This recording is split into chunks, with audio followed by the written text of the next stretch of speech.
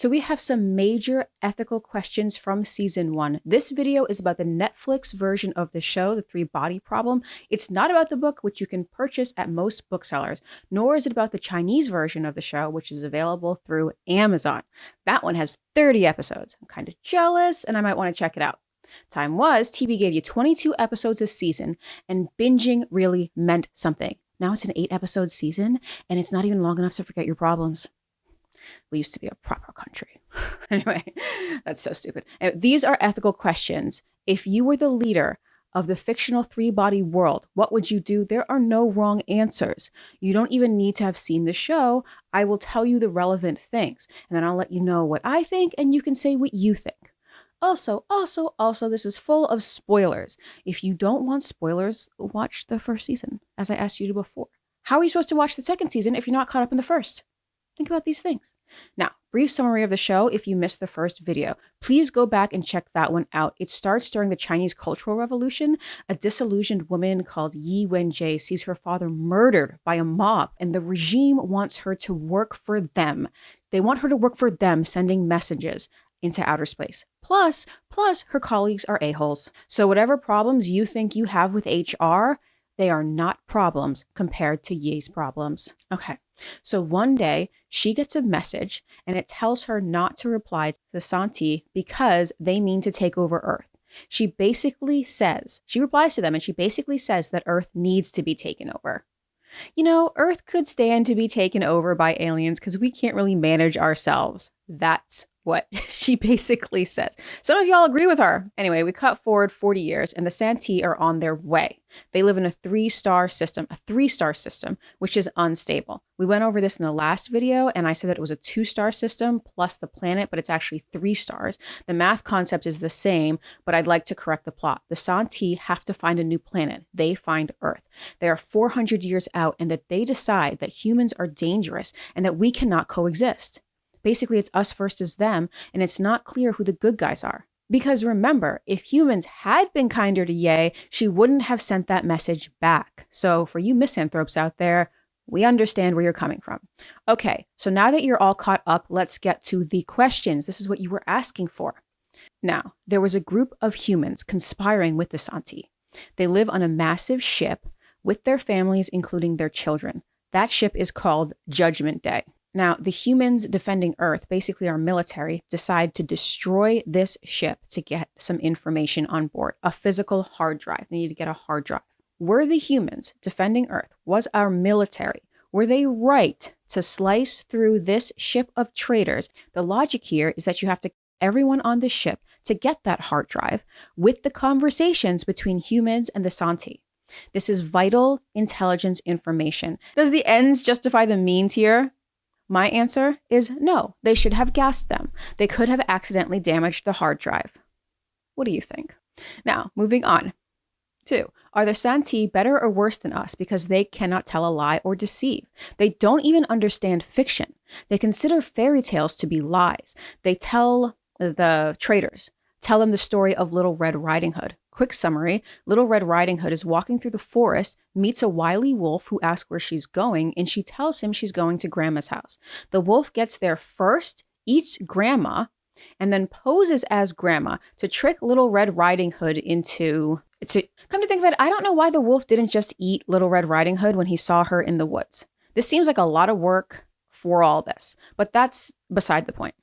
Now, the Santi really didn't get that this was fiction. It had to be explained to them. And kind of the Santi not understanding fiction or lies kind of contradicts some other aspects of the story. Like, how are they able to make a game? Is a game not a story in action? There's truth in a story and there's truth in a game, but what gets us there is make-believe. But that line of thinking is boring. So what? Actually, this part contradicts this part on page 35. So if we could just, I don't care. Okay. We are the Santi and we cannot tell a lie. Are we more or less moral? We tell, as humans, we tell white lies. We tell lies so that we don't have to get into a fight. It's called diplomacy. And it actually shows some form of respect. We tell lies to protect ourselves. The Santi, keep in mind, they are not diplomatic. So that's a strike against them, in my opinion. They also reveal their intent to attack humanity and gives humans the motivation to prepare to fight them. Now, look, in Little Red Riding Hood, she probably should have lied to the wolf. Her honesty got her grandma killed. Anyway, my answer to this, I cannot even conceive of a world with no fiction and no movies, no plays, no novels. Do these people have jokes, or do they just sit around crying about their civilization, which keeps getting destroyed over and over again? That sounds boring. Okay, moving on to 3. Assuming that humans continue their technological advancement and are able to outpace the Santi, we would be able to destroy them upon their arrival. So then, what are we supposed to do with them once they get here? There are Santi children on those ships. Is it right to shoot them out of the sky? They were coming here to destroy us, okay? So if we give them what they're giving to us, that's what we would do. I don't know. Those children, if they spare them, may grow to destroy humans. There is definitely no right answer here. Sometimes people think that they are being moral and all they're really doing is failing to make the hard, necessary choices. This is entirely fiction, so you can put whatever you want. Now, the Santi will get here in 400 years. That's about 13 generations away. So even if you have children, in 400 years, your genes will have just dissipated. Now, let's say. What stake do you then have in the human race? Do you actually care that the Santi will come here and destroy everything? Do you think humans have some kind of ownership over Earth? My grandpa told me a really funny joke one time. I think I told it here before, but I'm going to say it again. So there's this astronomy conference, right? And there's this full crowd of people at packed house. And there's this guy giving a lecture. And he basically says that the sun is going to implode and destroy Earth in 100 billion years. The guy in the crowd gets up and he's just distraught and he says, "Oh my God, that's terrible. When did you say that was happening?" And the speaker says, "The sun is going to implode in 100 billion years. And the guy in the crowd goes, "Whew, I thought she said 100 million. So he sits back down. The joke is, dude's going to be dead. What does he care if the sun implodes in 100 billion or 100 million years? What do you care what happens in 400 years? I don't know. My answer, and this is just me personally, is I'm fighting the Santi. My gut tells me to do it. And as we covered in the heuristics video, your gut is often smarter than your brain. Your gut, and I mean your instincts, not your literal stomach.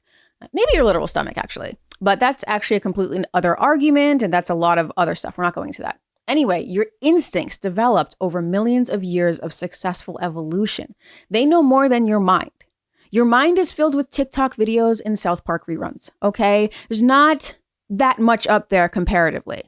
Maybe you read a book. Great, we all read a few books. It's not going to touch hundreds of millions of years of evolution. So those are the ethical questions. Now, we used to have this style of debate, and it was called values debate. And the point was that you debate an ethical question. You would go up there with your chosen value and defend that value within the debate question. Okay, for example, let's say we're debating the latest hot button issue. Do women have an obligation to have children? You might say no, and you defend that through individual liberty. Meanwhile, the other side says yes, and they defend their points through civic duty. I mean, it's fun, and there's actually no being wrong as long as you defend your points thoroughly. So value debate. Now, I'd get in trouble because the better values were like justice and liberty. And I thought, and I still think actually, that justice and liberty only matter in a society that's basically functioning. So my highest value was utilitarianism. Apparently, that's a second tier value, which is like whatever. Look, I am tired of the man always telling me that utilitarianism isn't on par with liberty. Like, no. Once again, this is the man trying to keep me down. I'm not a little kid anymore. I'm grown now. And I'm here to say that utilitarianism should be up there. Because how are you going to have anything if the society basically doesn't function? Now, that doesn't mean that we're all the Borg. You don't always get free speech 100% of the time. You don't always get liberty 100% of the time. You don't always get a justice 100% of the time. You get it as much as you possibly can as long as the society is functional. Oh, I'm an evil little high schooler because that's what I think. I know what judge put that on the paper. I know you. Bitch probably got her own YouTube right now being like, this evil little high schooler now has her own YouTube and she asks questions about this, or that. I'm going to move on to kind of an afterthought point. That was a tangent that you didn't ask for, but we're moving on. One last point, and it's a bit of an afterthought because it's not really an ethical question. It's just sort of a, well, what do you think? Well, what do you think? So Will sends his brain into space to meet the Santi. It makes sense in the show. Will has a chance of intercepting them and perhaps stopping them. It's a Hail Mary pass, and it depends on a lot of math working. I'm not going to tell you if the math works or doesn't, but anyway, would you send your brain and associated consciousness into space after death? Will is dead either way. Here's my question. Now, we don't really know if there's an afterlife or how it works. Would you take the risk of not going to Earth afterlife like everybody else? Would you take the risk of winding up in an alien prison if it means you get to live longer? Let me know what you think in the comment section. There really are no wrong answers as long as you defend your point. Thank you. Please like, share, and subscribe. Let other people know that they can have these frivolous debates as well.